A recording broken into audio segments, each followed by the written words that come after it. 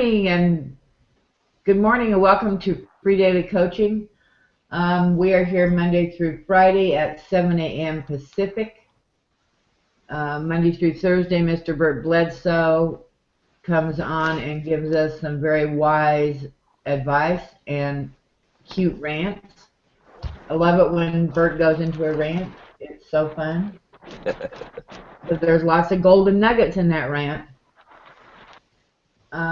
On Friday I get to do it, and I'm honored that he allows me to do this every week. So I'd like to welcome you. For anyone who's listening over on YouTube, why don't you go over to www.freedailycoaching.com and get signed up so you can come in and interact with us. We have a good time. This morning I have Mario and Clive on with me, and we're going to do a little talking here. Good morning, Clive and Mario. Good morning, Chris. How are you doing? Good morning, Chris. Good. So, we've been around for a while, all three of us, working our thing and having it work us. What platform right now are you working the most on, and why? Clive, you go ahead and start. I'm working on YouTube, and I've been concentrating on it for probably about 6 weeks now. I've always had a YouTube. Well, I say always. I've had a YouTube account for probably a couple of years since I've been in the online marketing in the online marketing arena. But and I've dabbled with it, and I've always liked video because I like the reason that it got me attracted to it is that it's the leverage that you can get from it, and it's basically you're producing these little clones of yourself that work for you 24 hours a day, 7 days a week, 365 days a year, and they don't cost you any money, and they don't take sick days. So that when I first sort of got that concept, I was attracted to it. But I've been working with Mark Harbert, who's, if anyone doesn't know, he's a video marketing coach, and and I've been working with him quite closely over the last 6 weeks. He's putting out a new course, and I've been working with him in a beta program, testing different things, and so I've been working pretty hard and diligently on that. So taking the videos to the next level to really work on the organic search side of the YouTube, rather than just producing videos for the sake of it. I'm producing them around sought after keywords, and then looking at optimizing those videos so that they are found in the search engines, as well as going right back and optimizing my whole YouTube channel so it's specific to the niche that I'm working in, which is obviously the home business niche. So it's been quite a big learning curve to rather than just banging out videos that are not going to get found, they're just going to be floating out there. I'm really concentrating on, as I say, videos that are going to be sought after and around what people are looking for. So rather than just saying, "Oh, this is what I want to produce," I'm going from the other end where this is what people are looking for, and producing the videos to provide the solution, and so that they, and then working back that way. So it's sort of reverse engineering the content basically. So it does take a little while for them to rank well. And I say a little while, it's actually faster than ranking a blog. You can get them to rank a whole lot faster, and but it is a long-term strategy. So I think it's going to really pay off in the long term. Well, I've been watching some of your videos, and I'm very impressed with them. vidIQ helps with that keyword thing too, doesn't it? Yes. I'm always fascinated when I go to somebody's YouTube channel and look at their videos to see where they are ranking, and so your videos, I like the way you're doing your description box. Yeah, that's a very important part of what I've been learning is that this what they call on-page optimization and off-page optimization. So the first part is the on-page, so what you can actually do within the video itself, and then in the description. YouTube provides a description box for each video with up to 5,000 characters, which is almost the length of a decent blog post, and they obviously put it there because they want you to use it, which is what I've been being taught. So it makes sense that if you take the time and effort to produce the written part and in the description, that you're going to get your videos are going to be looked upon as more authoritative by YouTube and then help you with your ranking. So and then within that there's things like the timestamps. I don't know if you've noticed those, that Yes. you can put timestamps which take you to specific parts within the video. So if someone's scanning your description and they want to just click to a certain component or an area where you're talking about something specific, they can just click on that timestamp and it'll take them to that part in the actual video that they want to learn.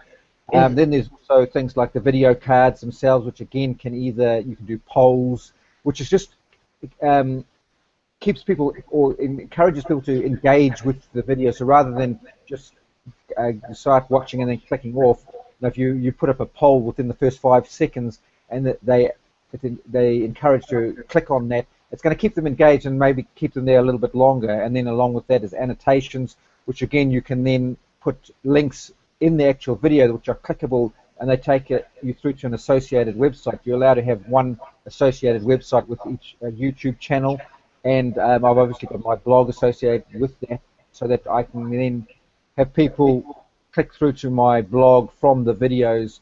And again, once they do that, they're going to be cookied to with my Facebook pixel. So then if they go on Facebook, I can engage with them again there. So it's a strategy of keeping people within your content.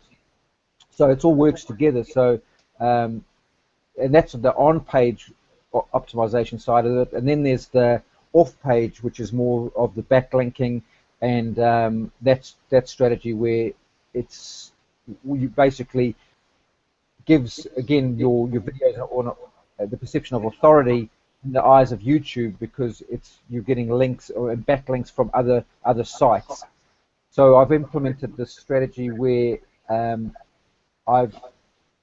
there's like what they call a Web 2.0 websites that are very authoritative, like Blogger, which again is owned by YouTube, and Google, which owns YouTube and Blogger itself, WordPress, LinkedIn, all those, Facebook, Twitter, all those. When you can get an embed on those sites, it makes your videos again be deemed as an authority video by the eyes of YouTube.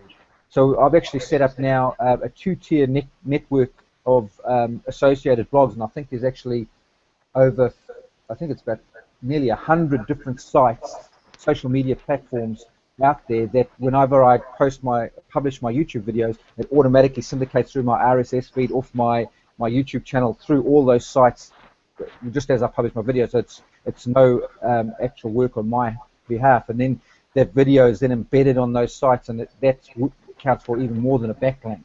Wow. Mm-hmm. I've never heard of that before, actually. Yeah, so it's again stuff that I've been learning from Mark Harbert. So, Something I'm impressed with your videos, and I wonder if you can tell me how you do it, or not right now. But at the very end, you have that black screen with your information. yes. How do you get that in there? It's basically the video editing software that I use. Now, it's actually a really good one, and it was one thing that which I've only just been doing once I've started, I say, in this last 6-week run, is actually editing my videos. I used to just do and I still pretty much do the one-hit wonders, but then now I cut them up and I put my own introduction. I don't know if you've seen that. I've got a little intro clip. So I sort of introduce my video, saying today's video, like who I am, and then today's video is about, and then stay tuned, and this clip runs for like 9 seconds, and then I go into the body of the video, and then at the end I just splice in the outro, was what it's termed. But within the software, and it's really reasonable, because there's the other ones that have always been pushed around are like Camtasia, if you're working on a PC, or ScreenFlow, I think it is if you're on a Mac, but I'm on a PC. But I think Camtasia is about $300, which is quite costly. But I found this other software called Filmora, and that's where I do all my editing on, and that actually has all those different things in it that you can just edit into your videos. Wow. And so it's a really good tool. And then you can use those annotations, which are called spotlights, which make the links clickable. So you literally just go over the word, and it makes it clickable through the video. But Filmora, I thoroughly recommend it. I think it's about $49 to buy it one-off cost. But if you actually go and I found a coupon, and I ended up paying like $34 for it. So I thoroughly recommend doing it. It does everything that you need for basic editing. It has music that you can use. It has intros and outros, lower thirds, all that kind of stuff that you can edit into your videos. Well, that's fascinating. I have Camtasia, but it's so hard to use. Yeah, that's Filmora is so idiot-proof. I can use it. I'll have to get that. How do you spell it? Do you know? Yeah, Filmora, Filmora. I'll have to I look think it's into called that. Filmora, but if you just look for Filmora, yeah. Okay, Mario. Yes. Same question to you. Well, Okay. I'm doing two things. I'm using Facebook, obviously, especially Facebook Live. I've been experimenting with that because I'm better speaker than I am a writer. And then the second thing, I'm going back because I have a financial background, so I'm going back to my LinkedIn contacts because they have, and I've been getting good results there. They have the residual income and extra income to invest in opportunities. So I'm reaching out to them because they're like me. They work 90 hours a week. They don't want to work 90 hours. They want to work possibly 20 hours and make the same income. Yeah, I hear you there. LinkedIn's a whole new ball game. Yes. But you are learning how to. Really, Mario, nobody has been able to really do a course for LinkedIn. You should write some processes down and work on that. Oh, okay. Yeah. Yeah, it's not. I've noticed a lot of people don't go and use it, and I find that it's amazing because the net worth is 100,000 plus each person on LinkedIn. The average person on LinkedIn. So, you're talking about people who have money to invest in business opportunities. Yeah. Yeah. Yeah, that's something I will work on. That's a good project. Yeah, I think you should give us the little ins and outs. Okay, next question. Have you ever been part of a network marketing, aka MLM, direct sales? If so, why? And if not, why? Yes, I am currently in one. That's what got me into the online marketing field, if you like.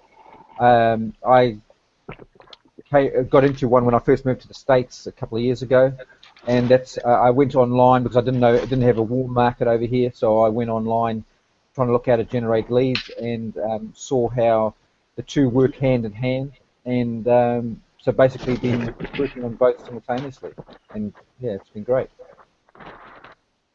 And are you having luck with it? Yeah, I mean it's growing steadily. It's like all these things. They take time and effort, but it's like anything, It's a business, and if you work it, you'll get the results. That's true. Mr. Mario? Yeah, I mean, I definitely do. I guess, like Clive, I got involved in it, but I got it because I'm not as mobile as I used to be. I was in the mortgage banking field. I went belly to belly a lot of time. Now that after my injuries in 2010, I had to be able to do it more internet. Plus, I also wanted, the second thing was I wanted residual income. So in the mortgage industry, you're only as good as your next deal in the real estate investing industry. This way, like when I taught in college, I told kids, you want to invest 2 to 5 years on a business opportunity that you can work and be your own boss. And that's what I'm doing with the internet marketing and MLM programs. But I also wasn't taught properly, so I was spamming like everybody else and throwing my link and just doing it haphazardly. And since I got free daily coaching now, I've got more organized and doing it the proper way and learning from the proper leaders. Yes, that's really important. I had no clue when I first came online. Me neither. I had like literally no computer skills at all. I mean, I've had my own business since 1990, but I had employed. I was just traditional sales, like Mario. We came up through that elk. We didn't have computers. You know, it was all on the phone and belly to belly, and that's how I built my whole business. And I had a printing and graphic design business, so I employed graphic artists, and I mean, I can't draw a stick man, but I can relate to people, and that's what I like about the MLM industry. It's a people business. In online marketing, well, any business is a people business because it's the people that have the money in the pocket that buy the stuff regardless. And I think that's where people lose sight of it. They think because it's on the internet that they don't have to treat people like people for some reason, and it's a bizarre concept that I haven't quite understood why people think that. And also, I think it's with the MLM, I love the business model because I can understand how it works when you've got people and you work with the people.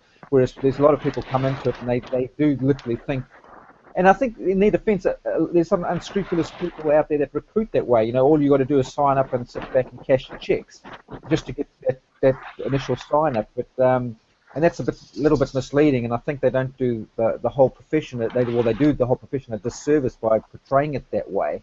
But if people were a little more honest and said, look, all you're doing here is buying an opportunity to work your butt off, and if you do that, you're going to get the rewards. But it is a business, and you know that old cliche: if you treat it like a business, it'll pay you like a business. But if you treat it like a hobby, it'll cost you like a hobby.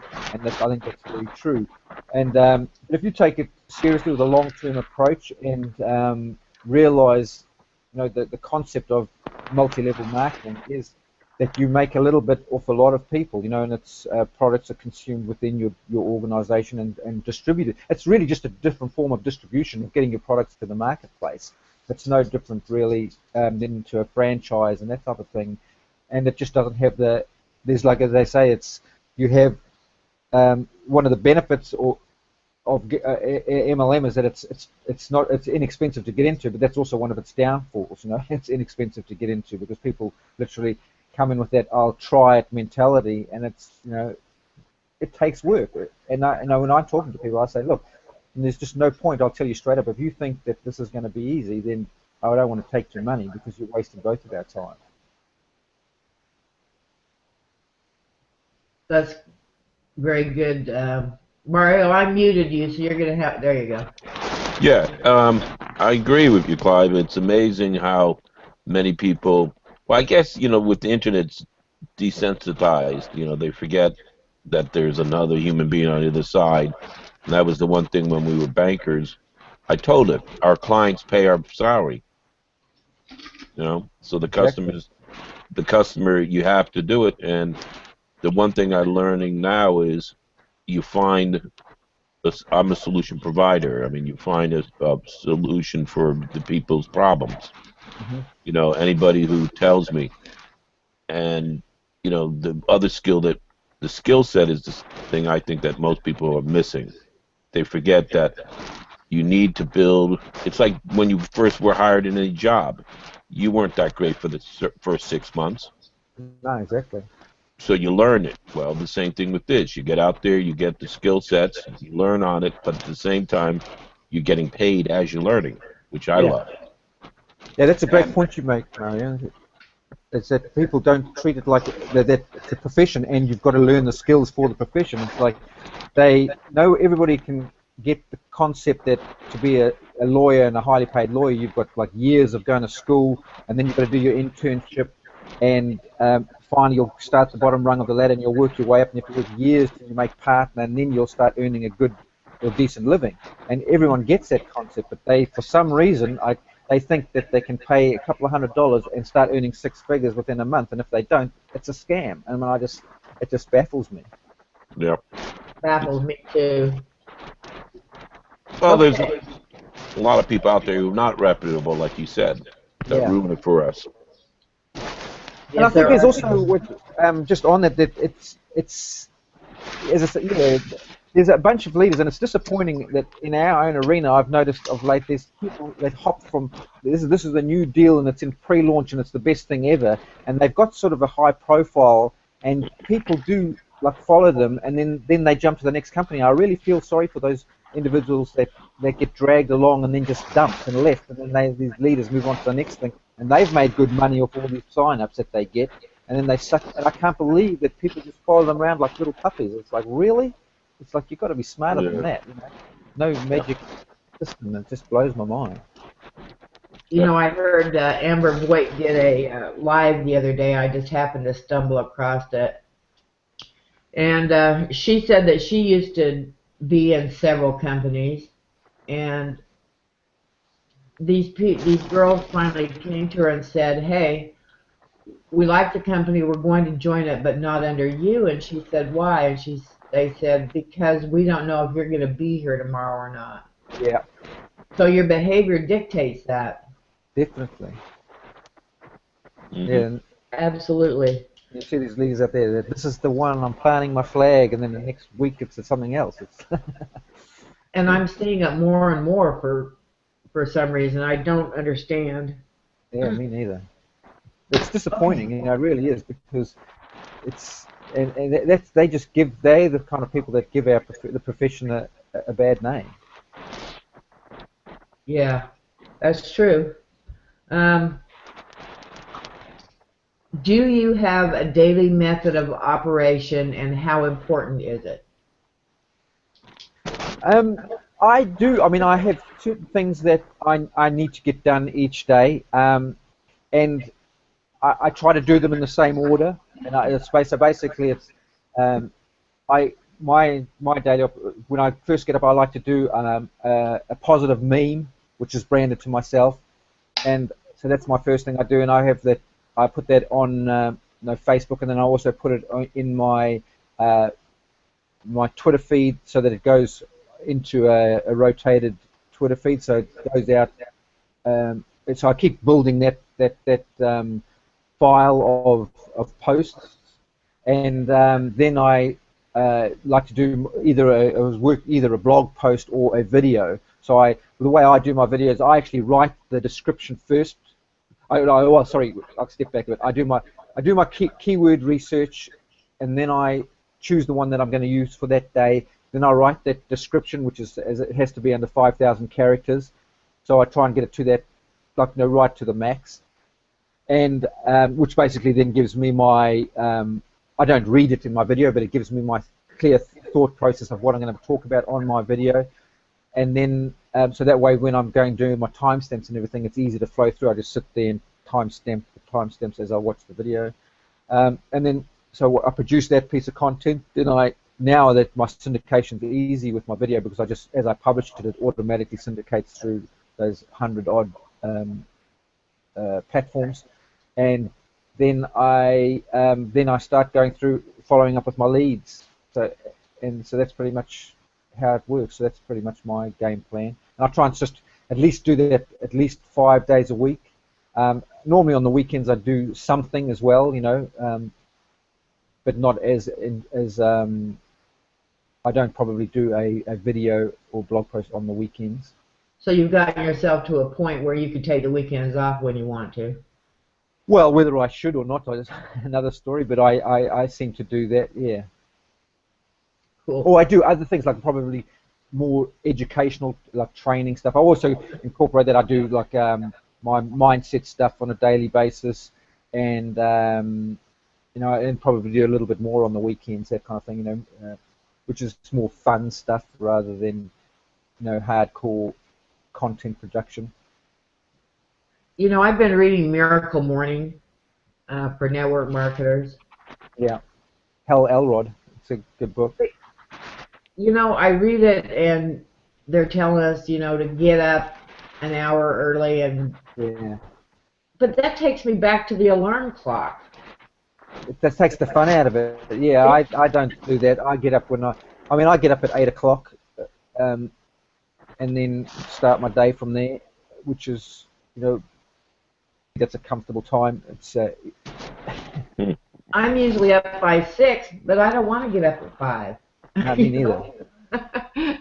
But I mean, I'm working till I probably muck around. I mean, I have my computer till about midnight, so you know, it just depends which end of the clock you're doing it. You know what I mean? So Yes. Okay, Mara, what about your DMO?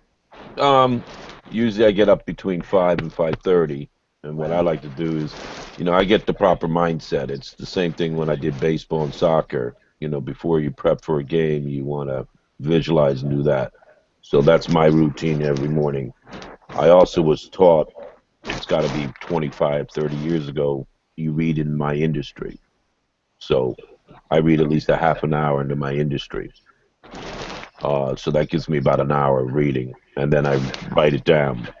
One thing that I noticed is by about 8 o'clock, I've already done everything. So I have my video content already written up. I may do it then, I may not, but by 8 o'clock, I've done my meditation, I've done my mindset, I got myself ready, I've done my exercise, stretching out my spine and that. Yoga with a kilt is what I say. And then you know then I go from there. About I try to do 3 different times, because like for California time at 9 o'clock at night, 10 o'clock at night, I go and reach out my California clients in LinkedIn, because they're just coming home. So that's my only little thing. And then the last trick I do for my own schedule, because I run around a lot, I do a lot of video content and writing and the post for the week on a Sunday. So I'll block 4 hours where everybody else is asleep, except for Crazy Duke. I'll set up everything for the next week. So I have my 5 to 8 posts all set up on Sunday, my 5 blogs that I want to do, or my videos that I want to do. no, good work. You see, I'm pretty sporadic. I need to get better at that actual planning out for the week. I pretty much get up and then what I can do that day. But what I do is I do blocks of keyword research. I scan my list of keywords and then find one that appeals to me for the day and work on that. And it would be a lot more efficient to do it your way for sure, because I do find that I can waste time by doing it the way I do it. But I've just never, yeah, it's one of those things. It's a habit I've never got into in my whole life. So it's sort of, I'm more efficient than I used to be, but it's again, I'm getting better at it. But it's something that I need to concentrate on, and I can certainly see the benefit of it. Okay, we're at the bottom of the hour where we usually end, but I want to ask one more quick question. Can you pinpoint the trigger that finally made you take action? We've all been in learning mode. We've all been investing in ourselves. Can you pinpoint the trigger where you finally buckled down and started really working? Yeah, I mean, it got to the point where, yeah, I just sort of I just was sick of not having the results. It was simple as that, and it's just like, I really enjoy the profession. I can't see myself doing anything else, and I've actually looked, because when I first came over to America, my intention was to continue with property investing, but and then for some reason I got attracted to MLM, and it just fascinated me, and then and it's one of those things I just haven't been able to get away from, and I've looked back at and every time I start to think, okay, I've got to go back into property, and then I just like, no, I just don't like this. It doesn't appeal to me for some reason. So I don't know what it is, but so then I was, okay, enough's enough now. I know enough. I've got to just start doing, because I know, like when I built my printing business, I didn't think about it. I just did it, and that's what I just got to this. I had the conversation with yourself, and I just thought, no, I've just got to start doing it. And so yeah, I just did that, and the results have been coming. So it's just one day you said this is enough. Yeah, I actually there's this talk. I mean, it's a what's it called? The Profile of a Champion by George Zakrocki. Have you? I don't know if you've heard of that. You can. I think it's $10. You can buy this audio, and it's called Profile of a Champion. And he talks about this. You come to that day where you just decide that you draw the line in the sand, and enough's enough, and you're going to make it. You're just going to make it work. And until you reach that point, you really are just wasting your time. Like yourself. I mean, we've probably all been in that situation where we want to get fit or we want to lose weight, and you maybe exercise a couple of times a week, and you just notice, and then you weigh yourself at the end of the week, and there's just no difference, and there's no difference, or maybe there's a little bit of a fluctuation. Then you just say, okay, I'm serious. I'm going to get fit now, and you start and again, it's that measuring and monitoring of your what you decide. I'm going to do my half an hour's exercise or whatever a day, and I'm going to eat clean, and you measure your results at the end of the week, and then you'll start noticing that you're actually getting we're starting to get a result. And it's the same with what I found with doing my online stuff. It's like since I started taking it seriously and being consistent. But yeah, it's a definite mindset thing. It's just like you have to decide that I'm gonna either I'm gonna do. That's what I thought. I'm spending so many hours a day because I don't have a job or anything. I spend so many hours a day doing this, and without a return. I was thinking, well, look, I may as well just be at the beach or watching movies because it's not, otherwise, I'm just wasting my time. Or I'm kidding myself that, I'm going to get a different result if I don't change my actions. It's that what Edison, what's his name, Einstein said: if you keep doing the same thing and expect a different result, it's a sign of insanity. So that really hit home, and I thought, well, no, I've got to actually take consistent action, and it made a difference. Great. Mario? It was probably threefolded for me. One, I guess it's personal pride. I look at it and I say, hell, some of the people I've seen who are successful, if they can do it, I sure as hell can. The second was the mindset, which, again, I'm a consummate, I like reading and learning. But you get to the mode where you learn, you just keep reading and learning. And I said to myself, I'm procrastinating. Mm-hmm. So I had to say to myself, how am I going to break out of the procrastination analysis paralysis, as I call it? And the third component that happened was obviously my son, my daughter, and my Duke motivate me every day and daily. But I finally said one day, I said, look, I have the intelligence. I got to break the fear. So what I did was I wrote it down. So I wrote down my 1 month, 1 week, 3 months, 6 months, 5 years, and 30-year goal. And once I wrote it down, I saw it, and therefore it was a commitment to myself, which is more important than anybody else. And then, but it set me accountable to myself. So I never really, if the biggest key moment, like you said, was when I actually wrote it down. That's awesome. Yeah. I love that. Well, gentlemen, I really appreciate you being on here with me this morning. Next week, next Friday, I will be at the ranch. Yoo-hoo! Yeah. So who knows what we're going to have in store. I'm trying to get Jessica to interview with me. Wouldn't that be fun? Yeah. That'd be fun. So I'm really trying for that. So it'll be a big surprise next Friday how it turns out. And I appreciate you guys this morning. So everybody remember to go to www.freedailycoaching.com and get messages to remind you to get on with Bert Monday through Thursday at 7 a.m. Pacific. I appreciate all you guys being here this morning. Christy, Lynn, Bob, Junie, thank you very much. Love you guys a lot, and we will talk to you very soon.